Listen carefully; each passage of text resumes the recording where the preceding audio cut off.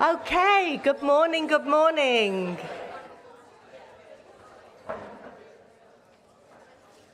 So, well done for braving the inclement weather, very Plymouth. But all I'll say is it's good weather for conferences, because hopefully it will mean you'll be here all day enjoying the sessions with us. So just really quickly, just a little bit of housekeeping and an overview of how today's going to run. So we're in here for our keynote, and then we will move over to the Babbage building again. So those of you who were here yesterday, it's the building we were in yesterday. If you weren't here yesterday, we will direct you over at 10:30, and you'll be there till lunch. Then lunch will be back here in the Royal Marquee, okay? And at 2 o'clock, we will have our SIG, our special interest group from BALEAP World Cafe. So if you're interested in any of the special interest groups, finding out a bit more about what they do, they'll be in the Babbage building in room 410. So that's just a relaxed opportunity to have a chat with the various heads of the special interest groups. So the afternoon sessions will continue in Babbage. The coffee break will be in Babbage, and then we'll be back over here at 5:30 for the BALEAP AGM. Whoop, whoop. And to tempt you to stay for that, which you should, of course, we've got drinks and canapes at 6:30, also here in the Royal Marquee. Just as a reminder, there aren't any toilets in this building, so you do need to either go to the cafe or to the building next to us, which is the Roll building, and there is water available here and in Babbage. So I think that's all I had to say today. So it's my great pleasure to introduce Professor John Curnow, who is our Deputy Vice-Chancellor for Education and the Student Experience. And he's just going to give a little welcome to you all and to the university. Thank you very much. So good morning, everybody. You really should have been here last week. The weather was a lot better. It was beautiful. Well, it's beautiful across the country, to be fair, but never mind. Hopefully it won't be so loud that you can't hear yourself. One of the problems in this building is just the rain on the roof can get a bit noisy, but hopefully you'll be okay. So it's a huge pleasure to welcome you all. I'm just astonished as to how many there are in the room, especially at 9 o'clock in the morning. And I hadn't quite realised just how active this discipline area is across the country, so fantastic to see you here.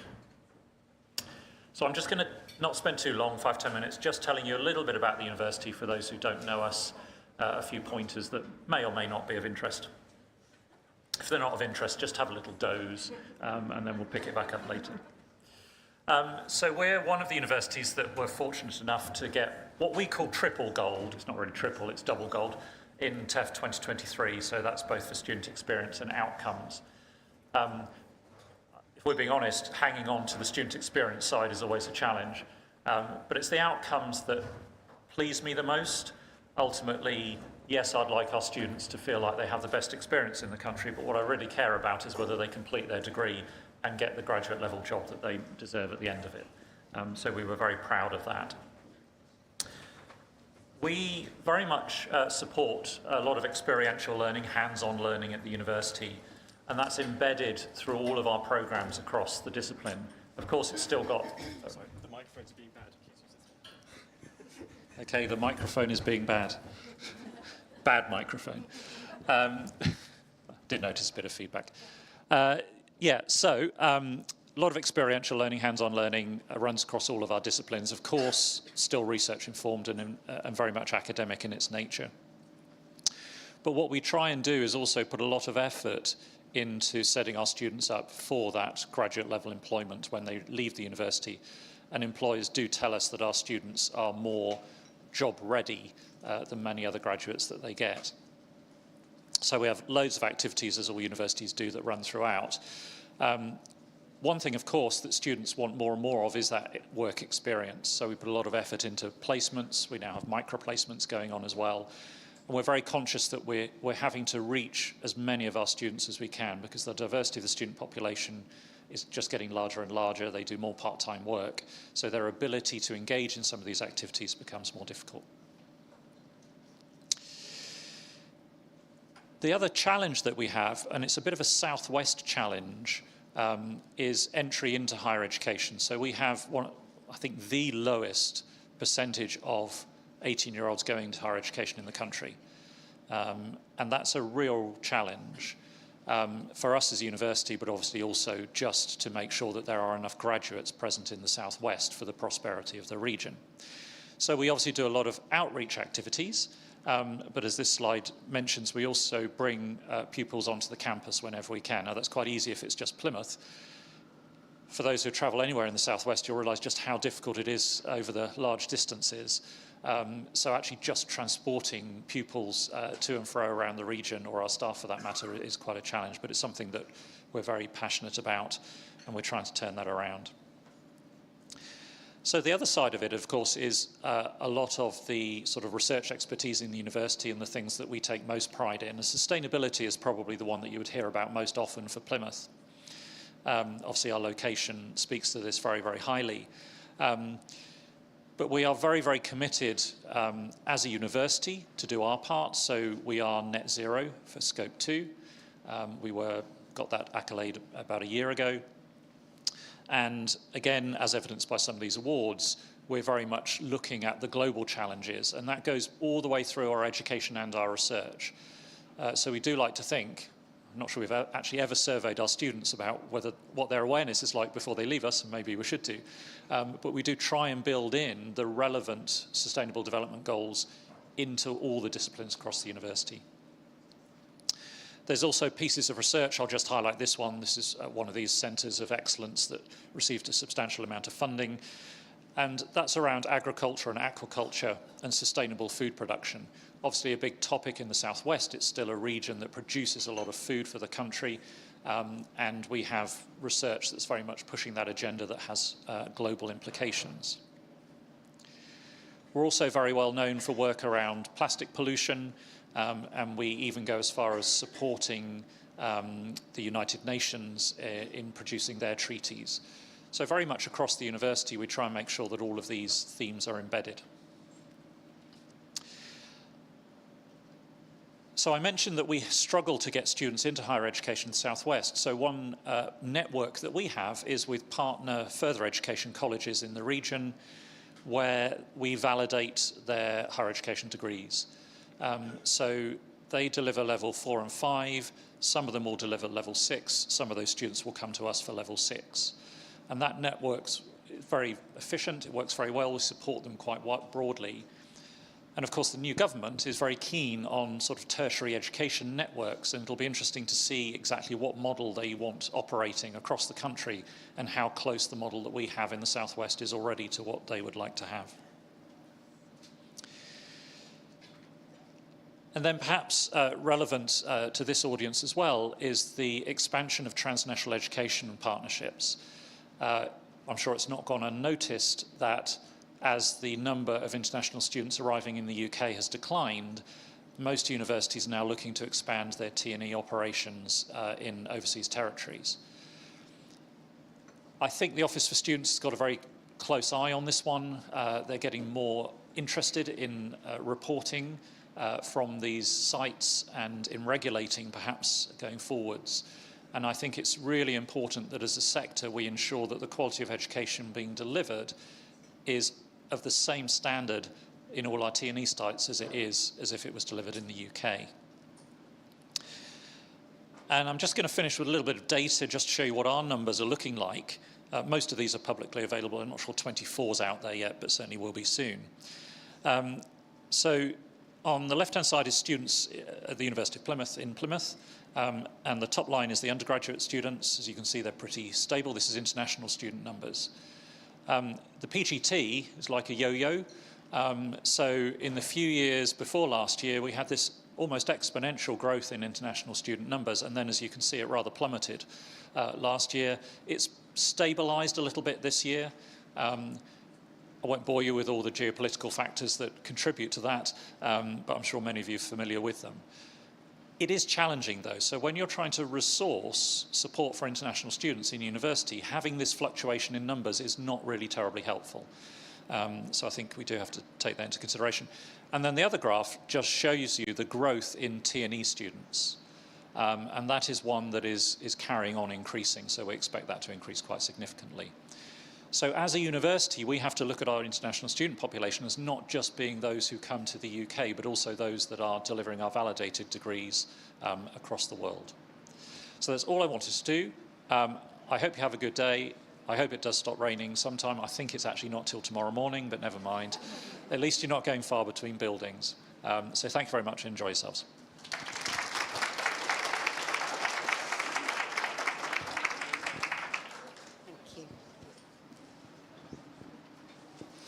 Hi everyone, good morning.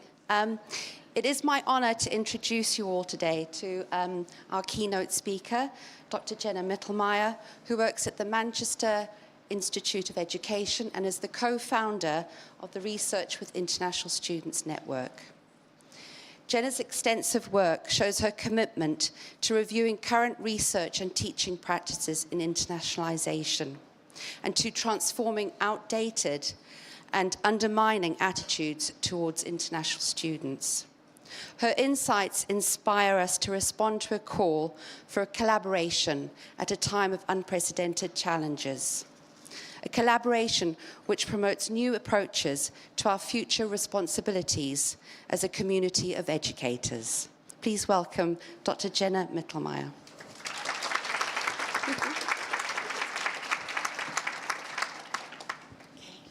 Good morning, everyone. Thank you so much for having me, and thank you for that introduction, Anna. It's really a joy to be here at BALEAP this week and to give this keynote talk today. I'll warn you in advance, I recovered from a cold a few weeks ago, but my voice is still a little bit weak, so if I need a chance to cough in the middle, thank you in advance for your grace. But with that in mind, what I want to talk about today is the value and the place of kindness in our work with all students, but I'll talk specifically about international students, as that's the area where my research and practice is focused. And in doing so, what my aim is this morning is to highlight how many of the approaches or practices that we do with international students by design or perhaps inadvertently tend to center unkindness. And to make that case, I'm aiming to be a little bit purposefully provocative in some of my critiques and assertions this morning, but I very much am welcoming your reflections on them as we get to the Q&A portion at the end. I'm going to start by talking about what do I mean when I talk about kindness. When I talk about kindness, it's probably an act or an emotion that many of us recognize and feel intimately familiar with. And I think many of us probably entered into our professions in higher education because we see ourselves as kind people. We see our work as a space to enact kindness with students. Kindness is something familiar, and perhaps it's something so familiar that we often fail to think about it, what it means or what it looks like in everyday practice. Kindness is, after all, built into the very fabric of our societies. I worked in early childhood before I became an academic, and when I worked in schools with the little kids, the young children would often wear t-shirts like what you see on the screen here. It's cool to be kind. And I think there was a really concerted effort at that age to make kindness a kind of coolness, to impress on our youngest generation about the value and the power of kindness, and making our world and our relationships with one another just a little bit better. And our society is full of platitudes about kindness, things like, in a world where you can be anything, be kind. And while these are really lovely sentiments, they likely have turned kindness into something that's quite generic and elementary. Kindness gets a reputation for being childish in some ways. I have never, for example, in my career as an academic or my work in student services before I became an academic, I've sat through hundreds of administrative meetings and curriculum development meetings and research seminars, and I don't think I've ever heard someone refer to kindness. In the sense that I've never heard someone say that what we are proposing or what we are doing is not very kind to our students. So kindness is not something that's often within our check and balance system within universities. We rarely ask ourselves, are we being kind to our students? Is this policy or this practice, is it demonstrating kindness? So I want to give kindness a new PR team. And in my talk, what I want to do is try to reinvigorate kindness and to think beyond the platitudes and the elementary assumptions, to think and imagine what a more radical kindness might look like in our practices. And I'm inspired here by scholars such as Bell Hooks, whose work related to education is often really deeply infused with relationality and care, ways of expressing kindness, in a word. And as you see on the screen, or hopefully you can see on the screen, she speaks of how to teach in a manner that respects and cares for the souls of our students is essential if we are to provide the necessary conditions where learning can most deeply and intimately take place. For Bell Hooks, kindness comes through in the way that we treat each other, in the way that we care for the very soul of one another. And I love that phrase, to care for the very soul of one another. It's thinking about the extent to which we respect the cultures and histories that we bring with ourselves in sharing a space together in a classroom or beyond. So the kind of kindness that I'm talking about is seeing how education is by nature tied to empathy. It's a verb whose action is to care. So when I speak about kindness today, when I get to talking about our practices and our work with international students, I'm speaking about the way kindness emboldens us to see and respect one another's humanity. And as education professionals, I would broaden that to reflect on how kindness allows us to see value in one another's knowledge, the ways of thinking and knowing and being. And this becomes especially important in the intercultural settings where much of our work occurs, thinking about how, through kindness, can we care for one another's souls. So that's kind of where I hope our conversation about kindness can lead us today, taking our understanding of perhaps a more elementary platitudes, beyond those elementary platitudes, towards seeing kindness as a kind of justice and seeing kindness as an ability to respect one another's humanity and knowledge. But in thinking through that, it leads me to also think about the opposite of kindness, about the presence of unkindness. And that's what I'm going to end up focusing on a lot today, is unkindness. Because if we choose to define kindness as a way of seeing one another's humanity, then the opposite must also exist. The failure of seeing one another's humanity and knowledge. For scholars like Paulo Freire, he sees this absence of what I'm calling kindness, this absence of humanity, as oppression. So here he speaks about how an act is oppressive only when it prevents people from being more fully human. And I love that phrase, which he repeats throughout his book, and I'm going to repeat throughout my talk this morning, about being seen and treated as more fully human. Recognizing that a lot of our relations, a lot of the way higher education and our jobs function involves a lot of dehumanization. And our role as educators is to work within these challenging systems to create the conditions where people see themselves and we see people as more fully human. So it's these understandings of kindness and unkindness. Bear with me, I will get to the international student bit next. But it's these understandings of kindness and unkindness that I'm bringing into the conversation today. And what I'd like to argue is that what surrounds us in higher education is oftentimes a lot of structural unkindness, a lot of inability, structural inability, to see and respect one another's humanity and knowledge, a failure to allow our students to become more fully human, and a failure for us in our roles to feel more fully human. So how does that apply to international students? So there's the most obvious of unkindnesses, the kind of things that make headlines. If we look at the United States, where I'm originally from, for example, there's been now over 1,000 international students. Numbers have changed just in the last 2 days since I updated this. Over 1,000 international students in the last month who have been arrested for political dissent. I'm sure you've seen the news, mostly in connection against their political activism against the genocide in Gaza. This is a really shocking turn of events for the international higher education sector generally. That sets a dangerous precedence for their treatment elsewhere.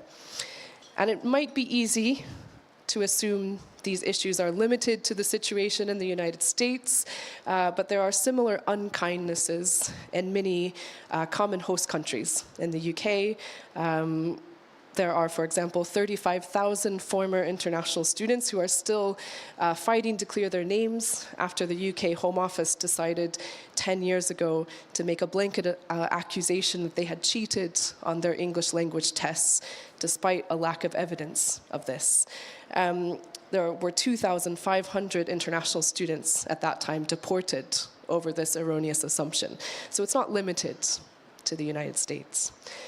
And these examples are unkind in that they fail to see international students as human beings and fail to recognize how these actions have lifelong consequences for their lives.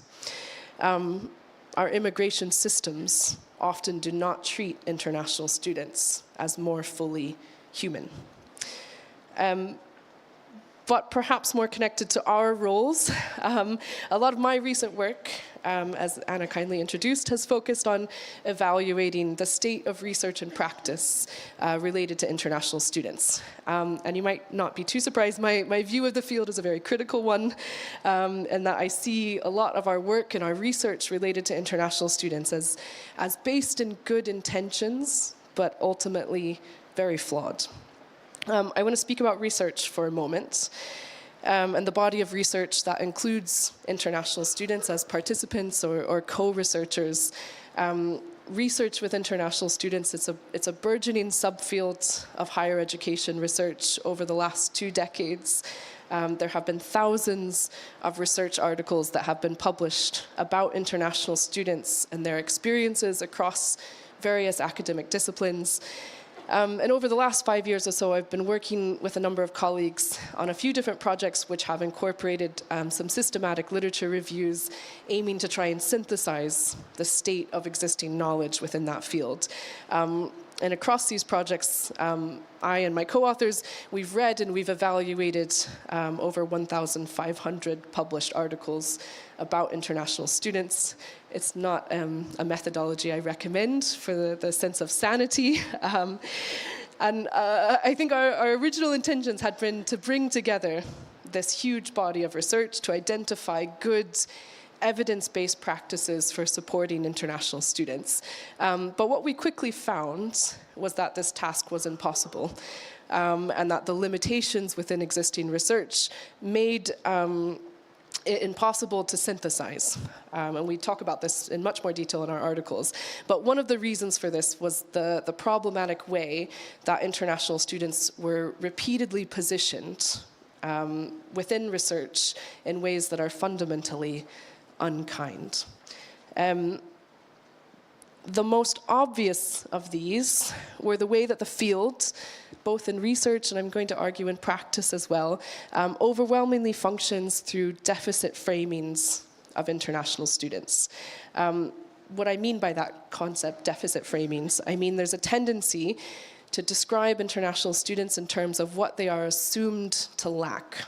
They aren't good writers, that their language is poor, that they aren't critical thinkers, they don't participate well in class. The list goes on and on. We hear these in our practice. I would often argue international students are one of the last groups that it is seen as socially acceptable to speak about them in this way. If we replace international student with any other subgroup of students we work with, we would quickly see that as very biased language. So international students' presence in higher education is often presented as a problem or a challenge that needs to be overcome. And we have an entire field of research, and in practice I would argue as well, which is predicated on fixing students' perceived deficient skills. What you see on the screen here, this is just a small sample of some of the work that's been published over the last few years. And I've purposefully only included titles, not the names of authors, because I see this issue as not perpetuated by individuals. I think individuals come at this with the best of intentions, but sometimes this language is so endemic and foundational to this area of work that it creeps in even amongst our most critical colleagues. And this is a narrative I'm very critical of, because I see it as fundamentally unkind. It's an unkindness which is fundamentally oppressive.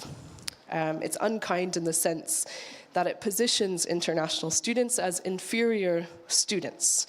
And we see that in some of our Daily Mail headlines, where their knowledge and their skills, they're assumed erroneously to be of lower quality. And there's often an inherent coloniality to this lens, which positions the practices within students, or the practices within our host countries as frequently, which are frequently in former colonial powers in Anglophone or Euro-American contexts, as somehow more correct or more academic, while students and their skills are often taught to see their existing knowledges and practices being positioned as lower quality or inferior. And these practices are then perpetuated in other contexts.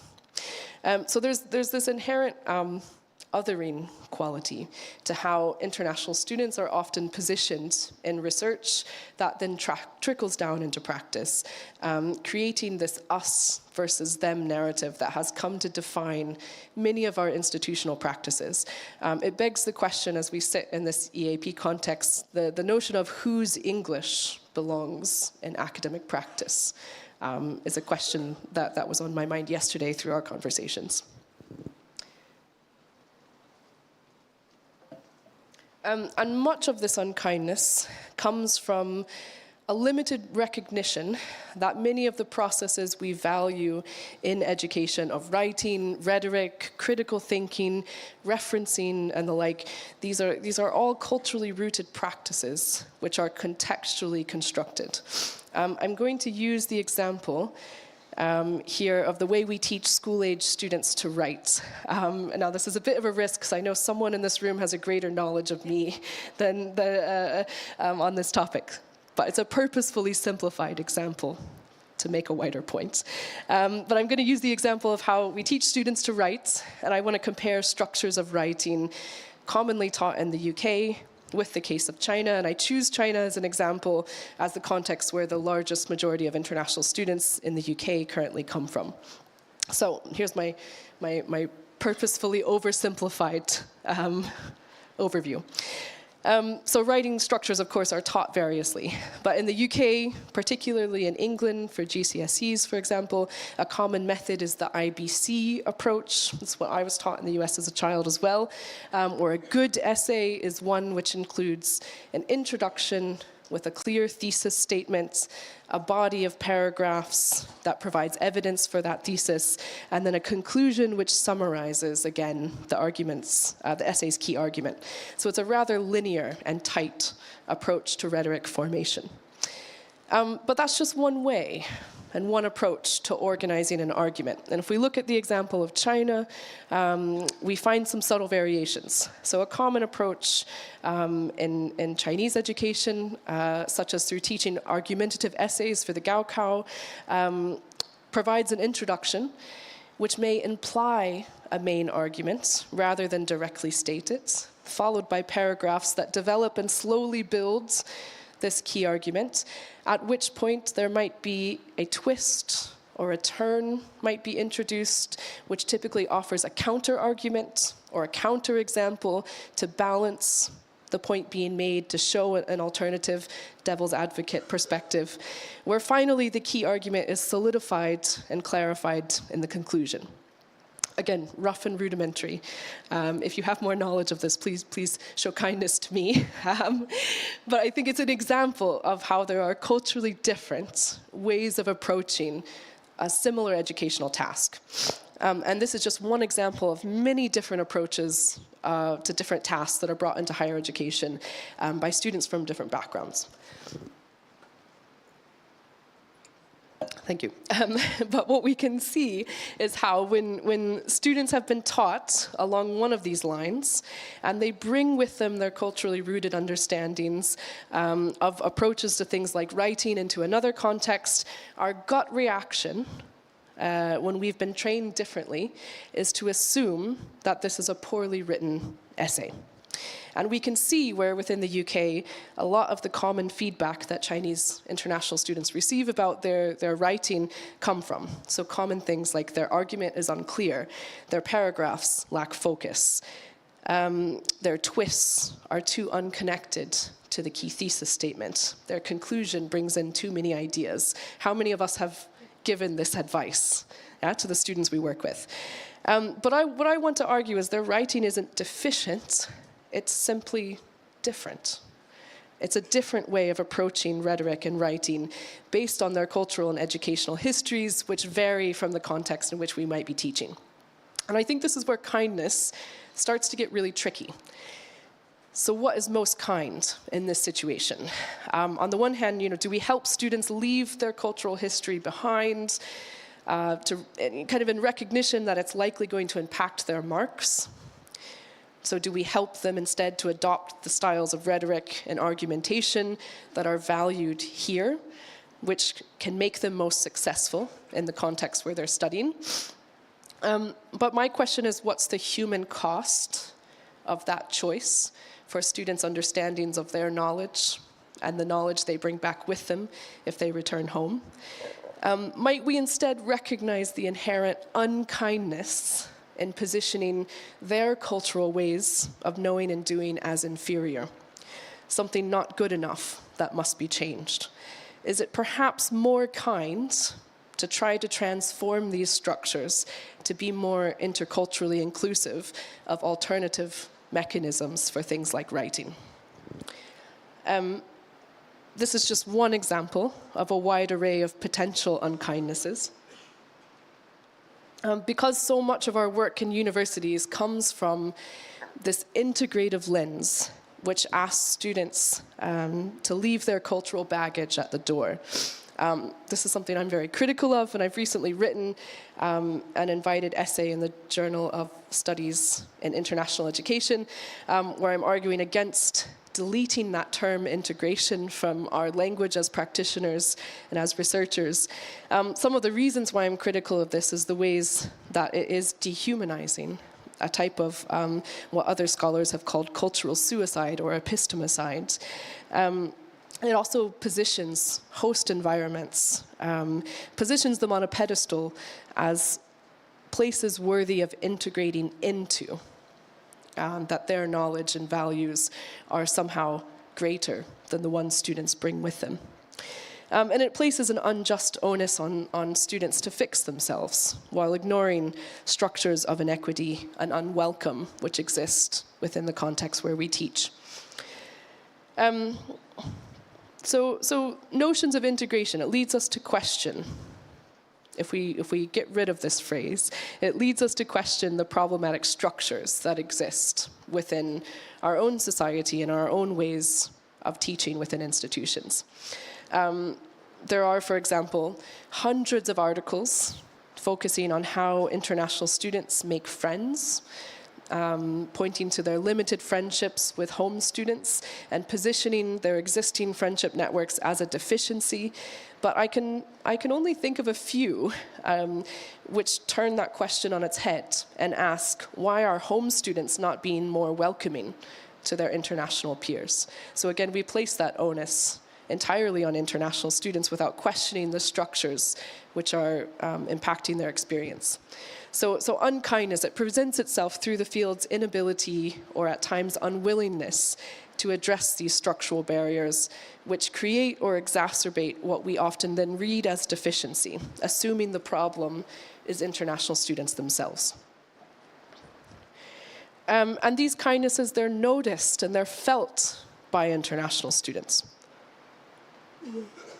And this becomes most apparent when they're given a platform to share their voices about their experiences. So following our work analyzing the research on this topic, we wrote a book called Research with International Students, which we aim to use as a call to action for the field to create more critical approaches to research which humanized or conducted research with rather than on or about international students. And we wanted to practice that by including as many international students as possible as authors within the book. And so for one of the chapters, we did an open call for international students to co-author a chapter together about how the label international student impacted their experiences. And we ended up with 5 international student authors. They were spread across the world. They had never met before, but were suddenly asked to write this chapter together with limited prior publication experience. On paper, it should have been an absolute disaster, and we felt we were taking a significant risk by introducing this task. But they wrote this beautiful chapter, and I can highly recommend reading their words, where they highlight the detrimental impact of feeling othered in the classroom and through research by being labeled international and encountering assumptions about what that meant, what kind of traits they were assumed to possess. Because the impact of these unkindnesses are so great and they make such an impression on our students. When we talk about the dip in international student numbers, their dehumanization and sense of unkindness is a huge factor in the shifts and changes of international student numbers globally. And if we look across platforms, we see a really common thread through international students' voices. That is ones of hurt and disappointment, feelings that they are not being seen as more fully human. So what do we do, I think is the question. As professionals who work most closely with this population, what I argue is there's a need for us to consider how we might change the narrative from the ones which see international students as those who need to be fixed. How do we move away from that narrative? And a better narrative is one, I would argue, that recognizes the knowledge and linguistic heritage that international students bring with them into higher education and questions the system and structures which deny their equal contribution or reduce their ability to be treated or to feel as more fully human. One approach that I advocate for is shifting our perceptions of existing challenges away from critiquing individuals towards investigating structures. So for example, a common thing that I hear from lecturers and practitioners is something like international students are not very critical. I can't tell you the number of times I've heard that from lecturers. But we can take that statement and we can flip it on its head to approach it ever so slightly differently. And when we do so, it changes what we intend, the actions we intend to take. So moving away from students as problems towards structural considerations. In the next few slides, I'm going to show you how you can approach that, I think, through one of 2 ways. I give a lot of trainings in universities and departments around the country and internationally about how to rethink our work with international students. And the reactions I get, I think, are often along a continuum or a spectrum. So I'm going to show both ends of that. So depending on your approach or your practice, some of you might be working with the urges to burn it all down and radically reimagine education. surprise, surprise, that's the side that I feel comfortable with. But I recognize that might not be the space that suits everyone, right? Activism needs different forms. And some of us might hold faster to established education values or skills and prefer to instead think about how to develop more inclusive approaches that maintain these existing values we hold dear. And I think both of these approaches are perfectly valid, and you can probably feel as I'm speaking which end of the spectrum, and I can tell maybe by some of the faces in the room, which end of the spectrum you feel most aligned with and where your approach likely sits. And I'm going to show you how these differ. So, for those of you who feel more comfortable with retaining existing approaches, I think at the very least, we can recognize that there is kindness in acknowledging that existing structures may not make clear the approaches to things like criticality that is expected when students arrive at their study destination. This might be a bit small for our low screens, but what is on the screen is an example of a marking rubric for the research methods unit that I've taught on in the past, where criticality makes up 25% of the final mark for the assignments. I'm competing with the rain now. But if we look at the rubric, what we have in it is very vague language, right, about the presence of criticality within an essay. And I can see how if students are to look at that rubric, they might find it a severe challenge to enact criticality without a clearer understanding of what criticality even means in this context and how it's expected to be presented. So I think we can take that original concern, international students are not being very critical, which is an unkind statement, which paints their skills in a deficient lens and fails to recognize their own cultural heritages of criticality. And we can shift that instead towards recognizing that our understandings and expectations of criticality, at the very least, might not be very clear. And this immediately gives us action points, right? Rather than fixing students to make them more critical, it leads us to thinking about, can we remake this terrible rubric to provide more details?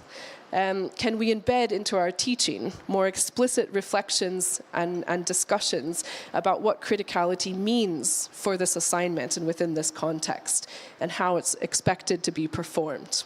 So the elimination of uncertainty becomes a kind of kindness. If students need to be critical to be successful, then at the very least, we can identify what we mean by being critical, especially a concept that is so challenging to define. I think if I went around the room, every single one of us would define criticality in a different way. So we're setting students up to fail if we don't have a clear recognition of what we're expecting. Particularly in an intercultural context where notions of criticality might not be shared. Perhaps, though, you feel the more radical approach coming on. Perhaps you're like me and you want to instead question the very structures of why we approach education in the way we do. Why do I think criticality is what it is? Where does that come from? And we could make that shift even further by recognizing perhaps our existing approach to assessment is insufficient for valuing diverse approaches to criticality. Perhaps we want to instead entirely remake our assessment, like the Lego we see on the screen. Tear it all down. Maybe we want to remake that from the ground up towards something more interculturally inclusive, questioning how we might be able to incorporate diverse approaches to critical thinking into this task. Perhaps we want to redevelop our marking scheme entirely, completely, restructure and question how criticality and whether criticality is assessed and what place it holds in that marking scheme. So it's a different kind of kindness. One that doesn't just make structures more visible, but actively works to dismantle and transform them to allow students' knowledge to be recognized more strongly within them. So as I come to a conclusion, what I hope my talk has outlined is that unkindness is presented in various ways, in the way that our sector frequently works with international students. And I think as EAP professionals, you likely find yourselves wrestling with these unkindnesses most acutely, because you're reflecting not only on how to make your own teaching more ethical and more kind, but you're also finding yourselves on the receiving end of unkindnesses elsewhere in the university through people who are making assumptions about your roles or making assumptions your departments are the places where problematic students get fixed. So I want to end the presentation by thinking, how do we move from unkind to kind? As my voice gives out on me. How do we infuse more kindness into our practices with international students? How do we ensure that our practices contribute to seeing students and their knowledge as more fully human? I think I don't need to say out loud, there are deep concerns facing our sector and very uncertain times, concerns which require collective reflection and consideration because they are so structural and so unfixable alone. So I don't want to pretend that I have all the answers, and I thought instead I would end with a series of questions that we might ponder as we go throughout the conference. So what do we feel are the most grievous unkindnesses present in our institutions and our practices? And I raise that because I think many of us have nagging concerns in the back of our minds that certain aspects of how international students are being treated isn't quite right. And it's that little voice that I'm encouraging all of us to listen to. And in listening to that voice, it leads us to ask, how do we ensure international students are being seen as more fully human at our institutions and through our practices? And maybe I'd add to that by saying, how do we ourselves feel more human through our practices? Because there's so much in our work which is unkind to us as well. And finally, how do we move practices away from fixing individual deficiencies through that integrative lens towards dismantling structural inequalities? If any of that resonates with you, I end by just sharing a few resources to continue these discussions after the conference. The first, for those who are research active, as Anna kindly introduced at the start, I organize a network called Research with International Students, which develops resources and events which aims to encourage more ethical and anti-deficit research with international students. You can find us just by Googling Research with International Students, and we also have a page on LinkedIn and on Blue Sky. And the final thing I'll say is that I'm connected to an international network for practitioners in various roles whose work focuses on internationalization, very broadly defined, and that's called the Internationalization Practitioner Network. We meet online once a month and share different approaches to supporting international students or working in intercultural contexts on a very practical level. So if you've got examples of good practice to share, or you would like to get some feedback on resources you're developing, or you'd just like to connect with others working in this area and hearing what they're doing, you can join the mailing list by scanning the QR code on the screen. I'll leave that up for a moment, but I think with that, I look forward to your thoughts and comments. Thank you so much.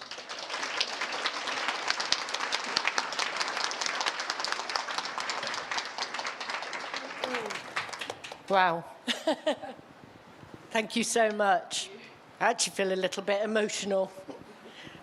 So, yeah, great stuff. And we are very welcome for your questions, thoughts, reflections. Anna and I will be running around with Mike, so if you have something that you would like to share with Jenna, please just give me or Anna a wave.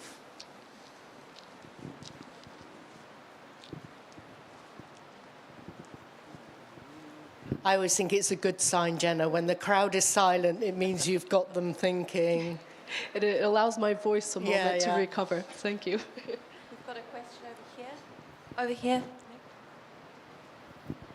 Hi, Jenna. Thank you so much. That was really interesting, and I feel for myself really convicting, even in my own practice. And I know I've heard, I'll be honest, myself say those things. Oh, there's a challenge with writing, there's a challenge with critical thinking, and reframing it from that perspective of, you know, there's something wrong with our approach. It's really, really, really helpful and will definitely challenge me and my team. My question is, I suppose a lot of this comes from an institutional level as well. So how can we as EAP practitioners encourage our institutions to think about these endemic structures and ideas? And have you any suggestions of where we could start?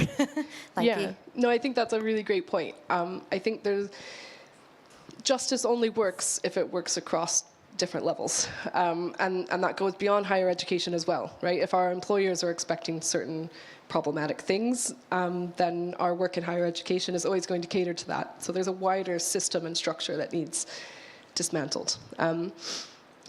I think one of the challenges, and I think some institutions are better at this than others, in a lot of institutions, EAP sits over here, yeah? And the rest of the institution practices are over here. And students get kind of shoveled into EAP to go find help. And I think the more we can dismantle and create bridges between those two, the better. I've seen some examples. The specific institution, of course, is escaping my mind at this exact moment. But one of the practitioners in our network spoke about a service their EAP was providing where they would go into the classroom, they would observe the teacher, and they would look at their assessment materials, and then they'd have a half-hour meeting to discuss, here's how you might construct your practices to be a bit more interculturally inclusive and to connect more with what we're teaching within our department. Now that only works if it has resources. I can see some people thinking, oh my God, I don't have time for that. But this particular institution, they resourced it. They hired more people to be able to offer this service across the institution. So I think for me, it's building bridges. It will never work if EAP is over on a cliff and it's just a place to shovel students. Is my gut reaction. Thank you for the question.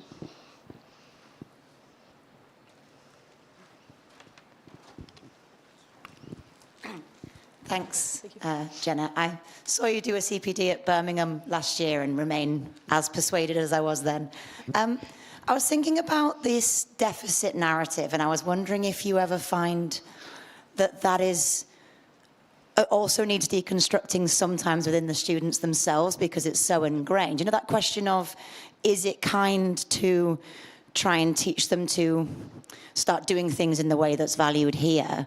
And is there also a question of, I think often I'm telling my students that you aren't bad at this and this is just a different way of doing it and it's just the way that's valued here. And so it's so kind of insidious that it sort of needs deconstructing within the student body as well. Yeah. Yeah, absolutely. And there's been research on this. Again, exact things are going to escape my mind at this moment. But there has been research on this about how students internalize deficit framings because they are so structural. And they hear time and time again about how their language is poor. So they begin to think, of course, my language is poor. And so I know within my work with students, I often hear students who are apologetic in a way of, I'm sorry this essay isn't very well written, or I'm sorry my language isn't very good. And I think it's questions of that need deconstructing as well.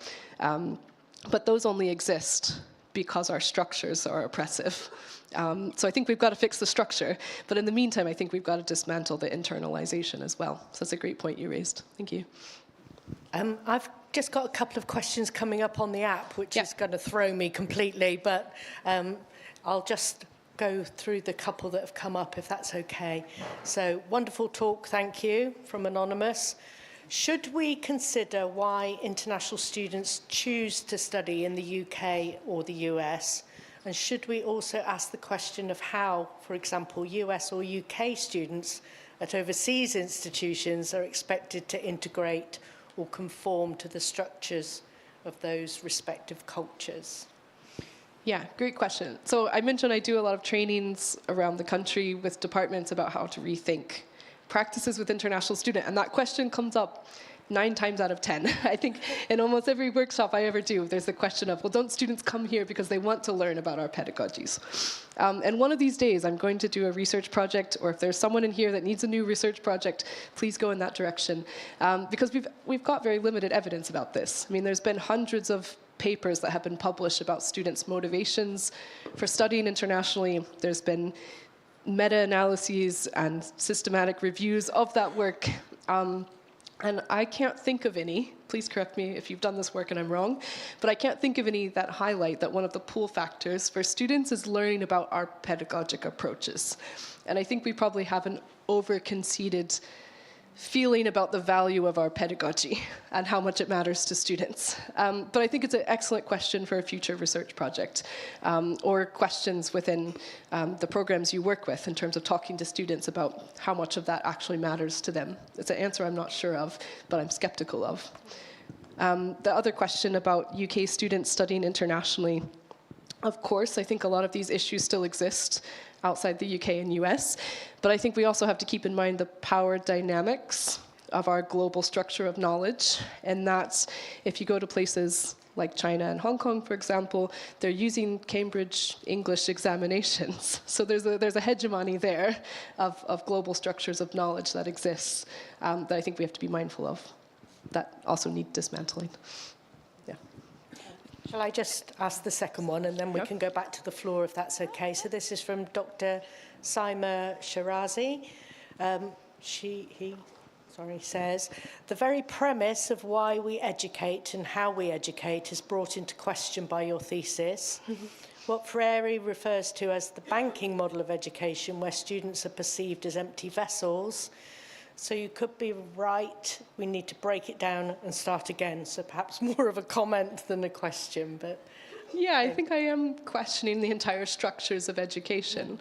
And I think I'm questioning it in the sense of what is the point of international education? So I think a concern that I have is what is the point of our work? If we're working with students who are coming from other countries, we're teaching them how to do our way of education, the vast majority of them return home. What was the point of that exercise? And I think that to me is a question that is, as a practitioner, on the back of my mind and the students I work with. What's the point of what we're doing? And I don't have the answer to that. Okay.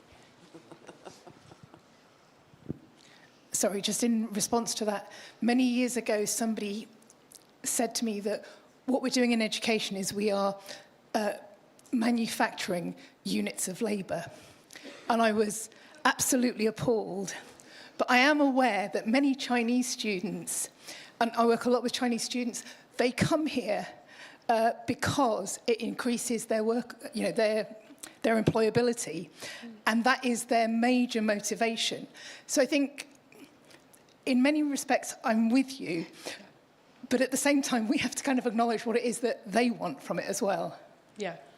No, I think it's a good point. And I think that's not just an issue for Chinese students. I think that's all of our students who are worried about employability. I think that's part of what I was trying to say earlier, that if we dismantle education, that only works if we also dismantle employability. And I think there's a real question here. Sharon Slot, for example, in Finland, she did a presentation for our Research with International Student Network recently, which was talking about how do we shift from employability to employerability. And I think we've got to get employers to ask these same questions. And it's a societal, I'm a radical, burn the whole society down and start over. But yeah, I think our dismantling of education only works if the society itself is ready to hear it. But I think that isn't a reason to stop trying. Yeah. Okay, so it's 10 o'clock, and I just want to thank you again for a really thought-provoking start to our day. I think I might have a T-shirt printed with "Burn It Down." You can print We'll see how that one goes. as well. We'll see how that goes. So if we could thank Jenna again. Thank you very much.